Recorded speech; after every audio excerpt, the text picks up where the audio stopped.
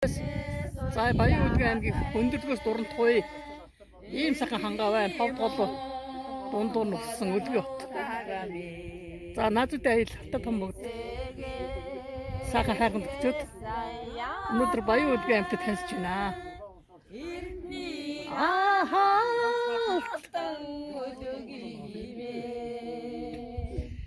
цэцгийн шимийг тэтгэсэ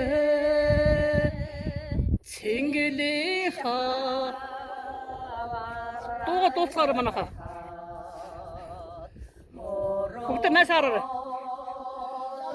дуугандоо ичэр ёроо